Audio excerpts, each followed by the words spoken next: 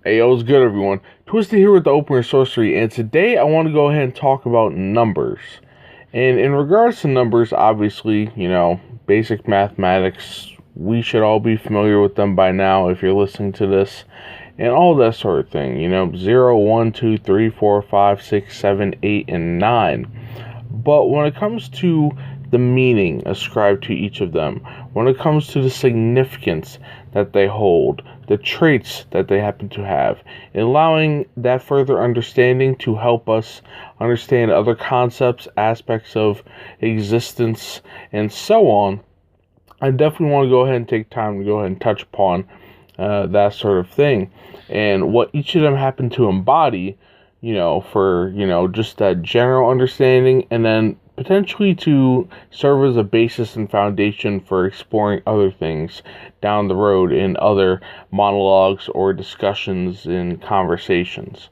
So, generally starting, I want to do that basic breakdown, but in terms of the sources that I'm collating these traits from and trying to syncretize and generalize them and make it to where they're, getting the coreness of them as opposed to having specific source of interpretations.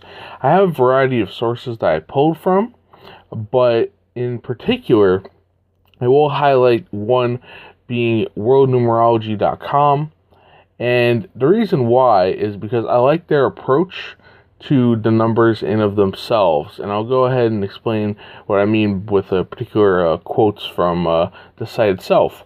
So in terms of the numbers of 1 through 9, they are archetypes, each with its own personality, strengths, talents, shortcomings, and idiosyncrasies. To gain insight into the way they affect us, it helps to view each number as if it were a person with unique traits instead of a list of positive and negative qualities.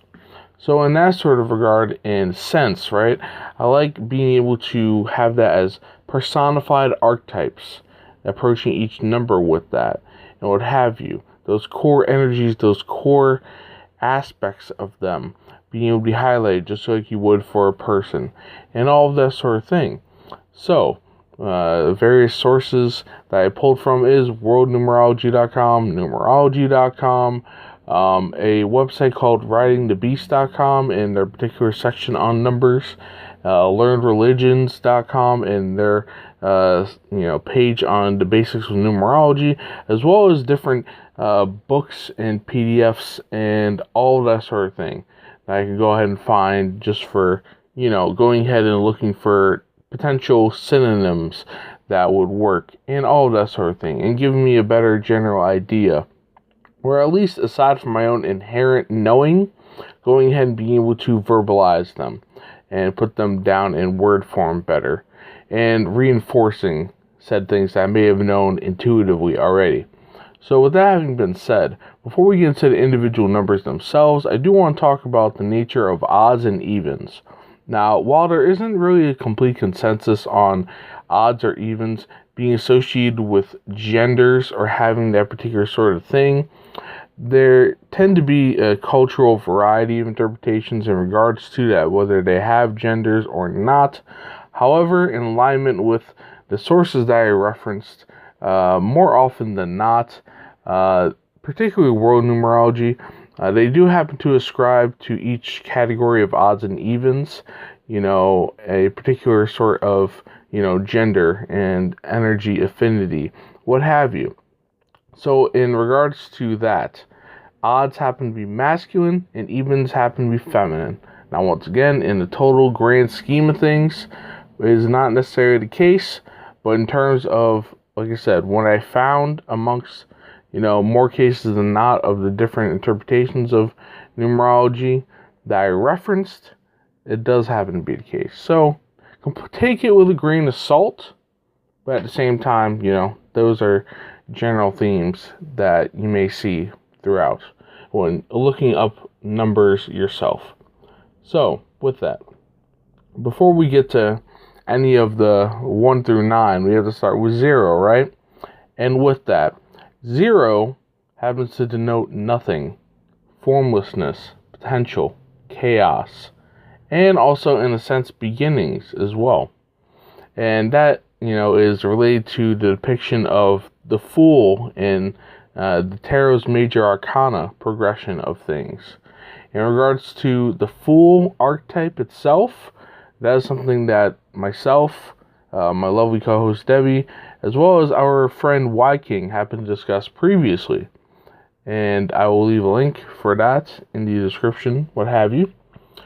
But yes, leaving it there, and pretty much the openness of that, don't really need to describe it all too much. Let's go ahead and get to number 1. And that, in terms of the archetypal titling of world numerology, they call it the primal force, also dubbed the father as well. So in terms of the traits that are associated with 1, we have initial, or the initiation, creation, original, or the origin, primary, primal, source, innovation, or being innovative, pioneering, or being a pioneer, chief, the precursor, the point, the summit, leadership, independence, individuality, determination, or being determined, ambition, or boldness, or being bold. Now, I do have a few additional notes in regards to the number 1 that I think are pertinent. And aside from the list of traits to get that general understanding, I won't have too many notes for each of the numbers following. But for 1 in particular, I definitely do have a few. And that being, in tarot, 1 is represented by the magician, who takes control of his own environment and gains personal power by manipulating or affecting that which is around him.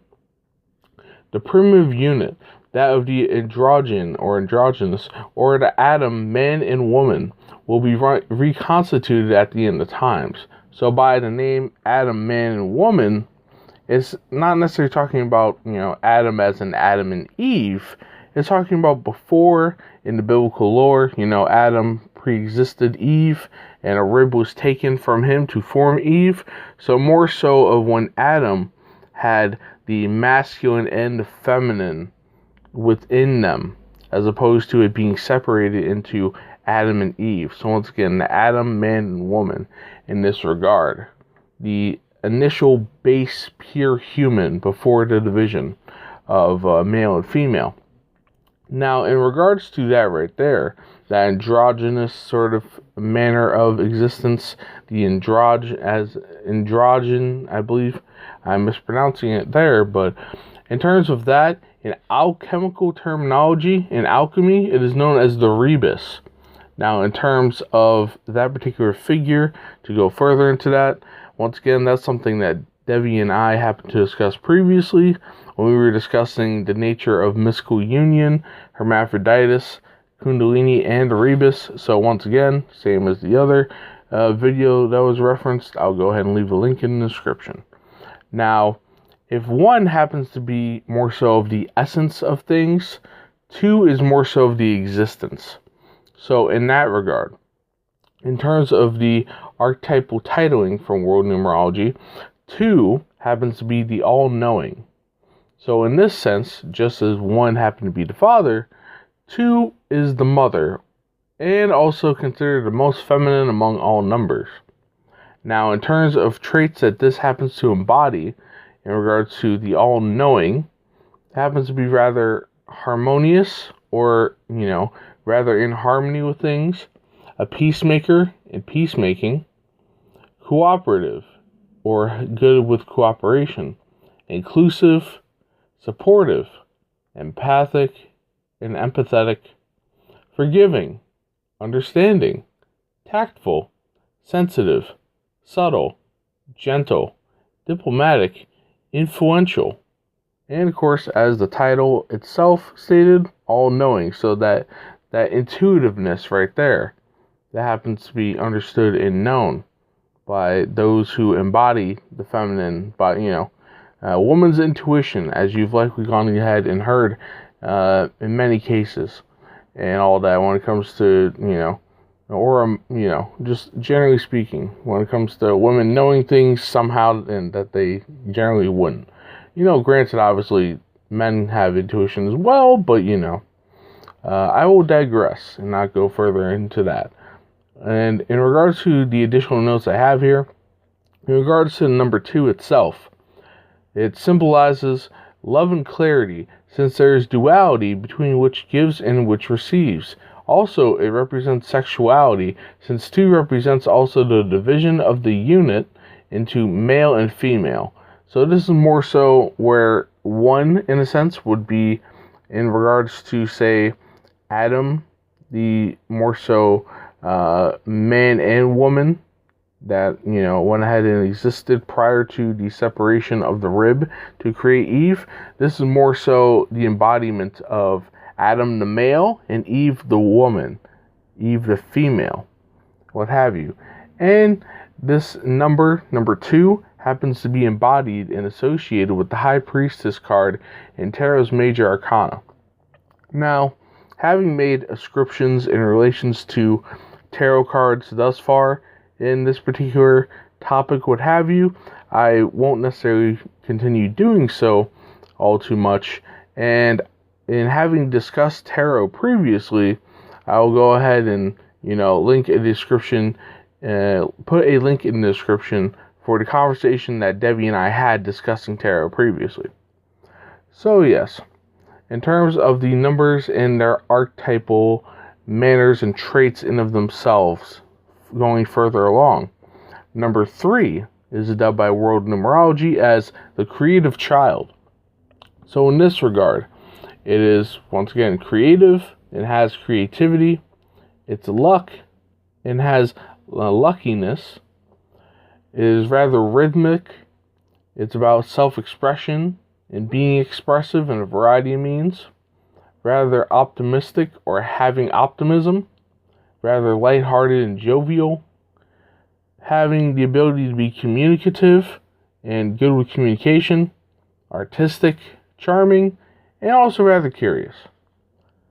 And when it comes to number 3, that in of itself pretty much covers that. And like I said previously, we're just going to run through the list of traits, what have you, and to get the general idea of the aspects of these numbers in of themselves. And then, of course, further research and comprehension, understanding, and associations will fall on you as the individual listening to this. So, for 4, the archetypal title given by World Numerology is the Salt of the Earth. And the traits that are associated with this archetype, this energy, what have you, is steady or steadiness, stability, being punctual or having punctuality, obedience, grounding or being grounded, trustworthy or trustworthiness, reliable or reliability, being humble or having humility, conventional, conservative, practical or having practicality, being organized or having organization, being orderly, being detail-oriented, persistence, being dependable, reliable, and being hardworking. Now, when we get to the number 5, we get to a dynamic force, as the titling is archetypally by World Numerology. So just as number 4 was more so stable and more so solitary, this one is a bit more dynamic, as the title stated, more so shifting. So what we have here is the keywords and traits being dynamic, energetic, having motion, ever-changing, daring, unpredictable, freedom, adaptable, adaptability, versatile, adventurous, and all about adventure, curious and having curiosity, eccentric, polarizing, being intelligent, being progressive and moving things forward, tolerant, self-sufficient, and independent. Now, having covered 5 right there, let's go ahead and move on to number 6. So, number 6, in terms of its archetypal titling by World Numerology, is the Caretaker. Now, this right here is nicknamed the motherhood or the fatherhood number. And in regards to that, not necessarily leaning to one gender or the other, but just generally speaking, the nature of taking care of something, someone, things, people, places, all of that. So these traits right here, we have caring, service, so being of service, or serviceable and all of that. Responsibility, being family oriented, community oriented. Nurturing, loving, sacrificial, or adept at being able to sacrifice things in relation to others or for yourself. Healing, protecting, teacher or teaching. Responsible or having responsibility. Dutiful, and sympathetic. Now, moving onward to, we covered 2/3 of this already, 2 triads, you can say, of these numbers. And now we get to the last 3 of the single-digit archetypes, you can say. And here we go with number 7. So number 7, in terms of the archetypal name given by world numerology, is the philosopher. And this right here, I have this particular note here. The number 7 is the seeker, thinker, the searcher of truth. Notice the capital T in terms of their writing on the webpage. The 7 doesn't take anything at face value, always tries to understand the underlying hidden truths. The 7 intuitively knows nothing is what it seems. So in regards to the general traits of number 7, dubbed the philosopher, we have introspective, or the act of introspection. Contemplative, perceptive, or having the ability to have good perception. Spiritual and spirituality. Metaphysics and the metaphysical. Truth and truth-seeking. Thinking, or being a thinker. Analytical, or adept at analysis. Strategic, logical. Intuitive, or having keen intuition. Mysterious, secretive, solitary, and reclusive. Now we move on to the number 8, which in of itself happens to denote archetypally, by way of world numerology, that of balance and power. So in relation to this, the traits that are associated with the number 8 are balance, or being balanced once again, karmic, or it being a karmic number and everything coming into balance and how it should in relation to the nature of karma.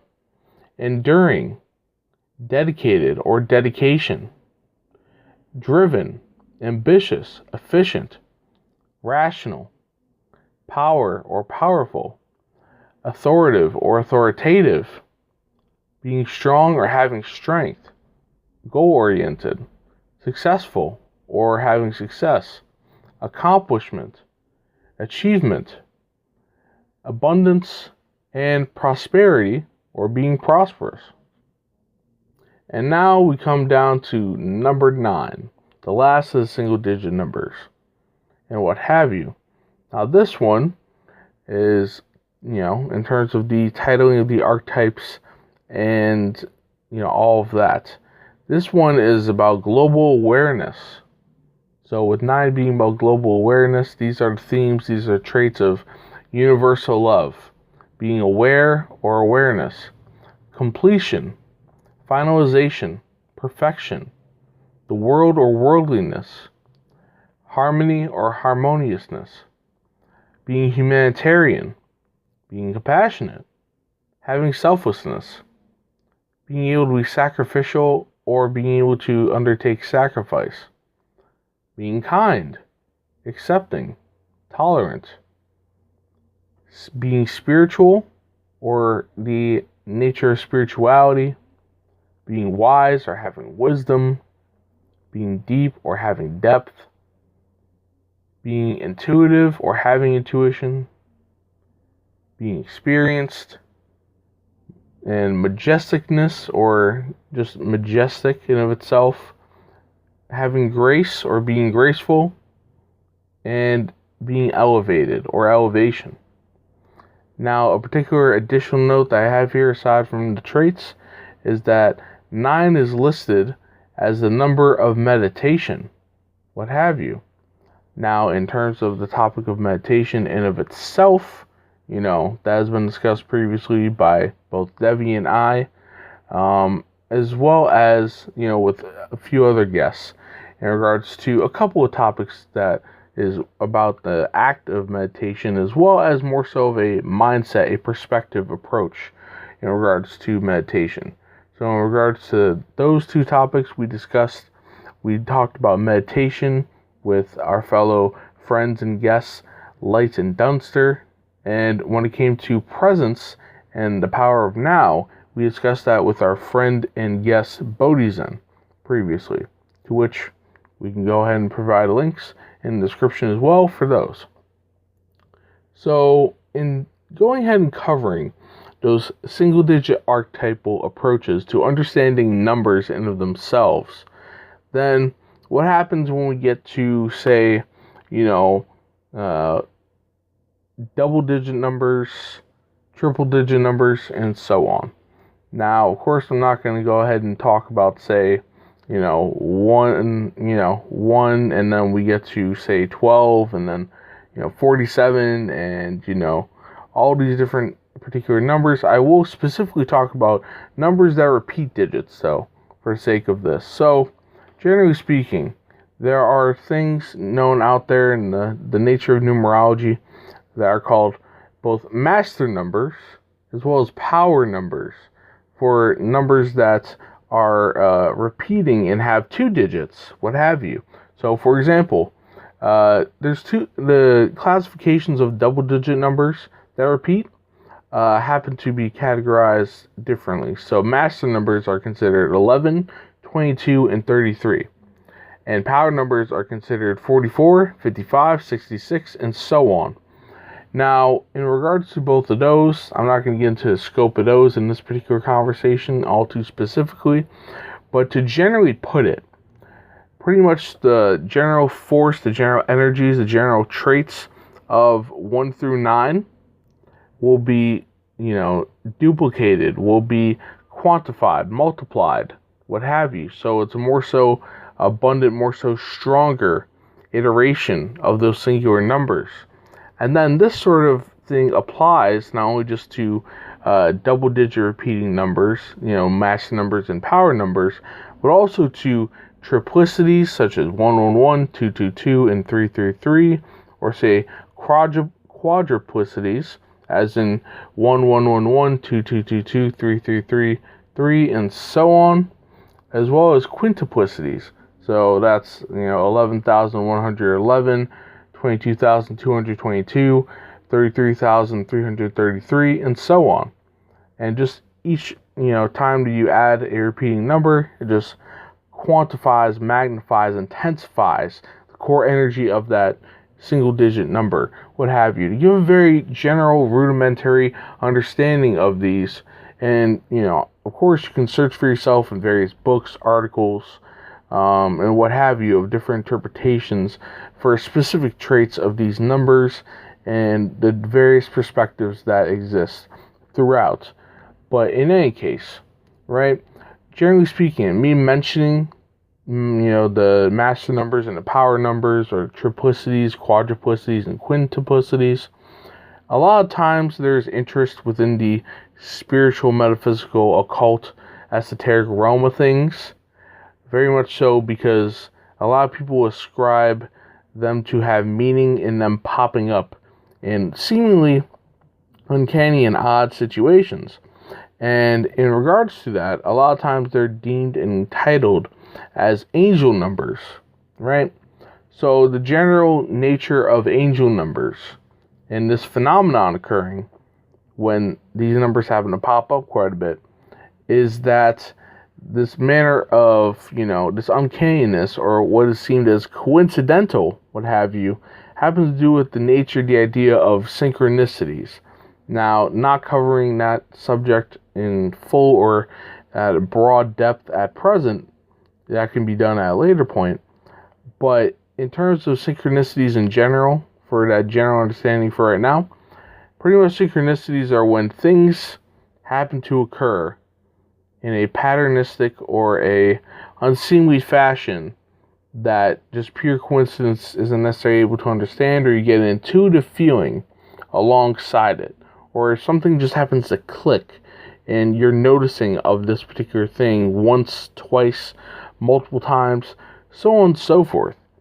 And, generally speaking, this happens to be the case a lot of times with repeating numbers. Now, it does not necessarily mean it has to happen with repeating numbers, and it can happen with other particular numbers as well that have a variety of digits in them, whether it be a double-digit number, say 47, like I mentioned earlier, or a triple-digit number, or triplicity, such as 117, or, anything else, and so on.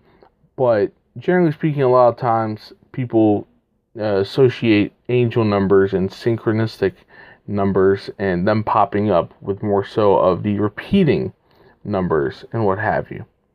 But yes, so in covering all of that about numbers, whether it be the general traits of the single digits in an archetypal manner, and the manner of, them repeating and expounding upon their power and all that sort of thing, I've pretty much gone ahead and given a general sort of consensus and basis for you to go ahead and expand upon, to venture out forth if this is a topic of interest for you, and getting a better understanding of that for your furthering along in the metaphysical and esoteric, occult, spiritual understanding of existence in the world and so on.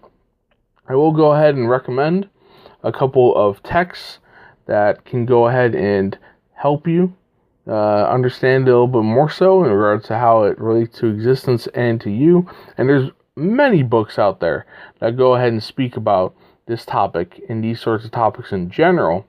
But however, these two I think will form a good core basis for you. And that's not to knock any other books out there. Go ahead and see what else is available, and they will have their own interpretations or pretty much cross over the same sort of things that these will discuss.